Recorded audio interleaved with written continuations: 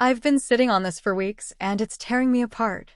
I've never posted here before, but I need to get this out somewhere, because I can't talk about it with anyone in my life.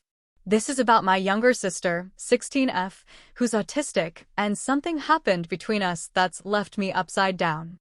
I'm 19M, and our relationship has always been a bit rocky, but I never thought it could come to this.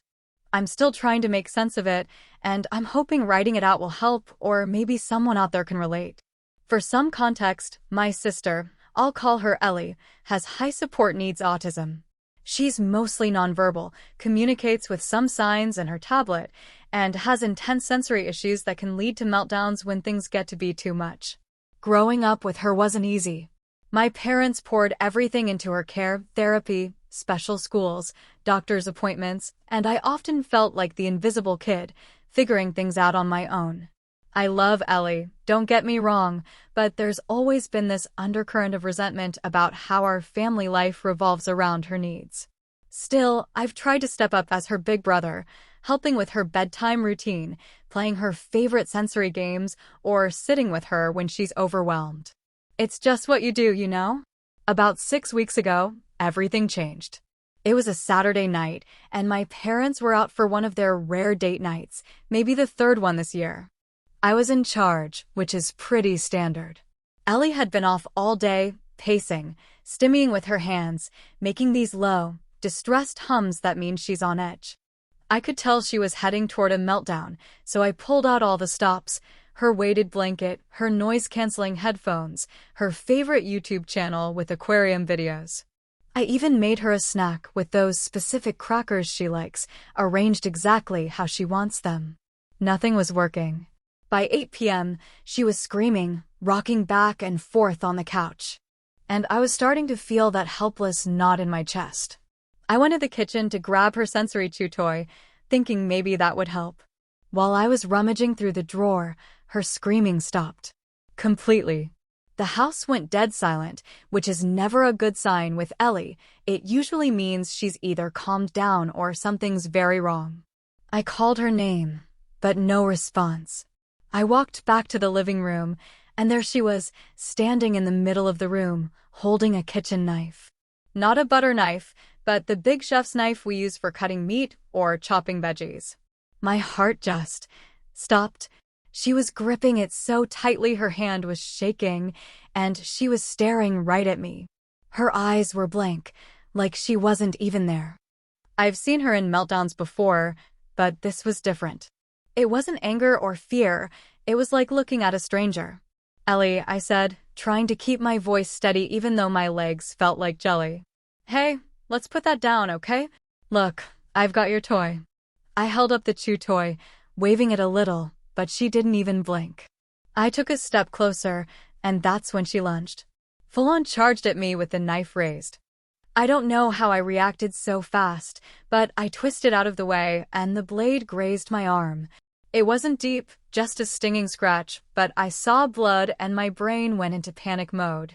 I grabbed her wrist, trying to wrestle the knife away without hurting her. She was stronger than I expected, thrashing and screaming again, and we both went crashing to the floor. I ended up pinning her down, using my weight to keep her still, and managed to pry the knife out of her hand. I threw it across the room, heard it clatter against the wall, and just held her there, both of us breathing hard. She kept fighting for a bit, then went limp, like the meltdown had finally burned itself out.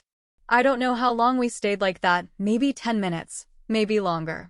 I was shaking, my arm was bleeding, and I kept looking at the knife on the floor, trying to process what just happened. Eventually, I got Ellie to her room, wrapped her in her blanket, and put on her aquarium video.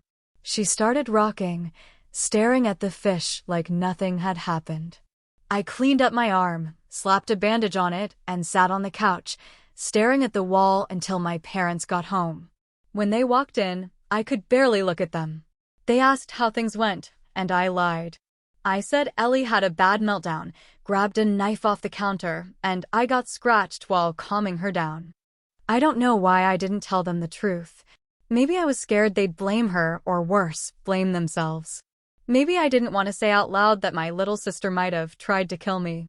They were concerned, said we'd need to lock up the knives and talk to her therapist, but they didn't push for more details. I think they were just glad we were both in one piece. Since then, I can't be around Ellie without my heart racing. She's back to her usual self, humming her little tunes, playing with her fidget toys, asking for her crackers with her tablet. But every time I'm near her, I'm watching her hands, checking for sudden movements. I keep replaying that night, wondering if she meant to hurt me or if it was just her brain short-circuiting. I know autism doesn't make people violent. Her therapists have drilled that into us, but that doesn't erase the look in her eyes or the fact that I could have been seriously hurt. I feel like an awful person for even thinking she could have wanted to kill me, like I'm betraying her by being scared. I haven't told my parents the full story, and the guilt is crushing me. They're already stretched thin, dealing with Ellie's care and their jobs. I've started making excuses to avoid being alone with her, staying late at work, hanging out with friends, hiding out in my room at school. I'm moving out for college in a few months and I'm torn. Part of me is counting down the days, desperate for space to breathe. But another part feels like I'm abandoning my family, leaving my parents to handle something I'm too much of a coward to face.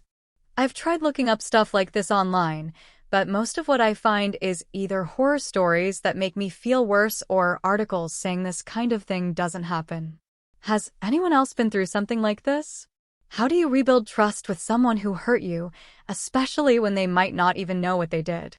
I don't want to hate my sister, but I don't pretend this didn't change things. I just need to know I'm not the only one struggling with something like this.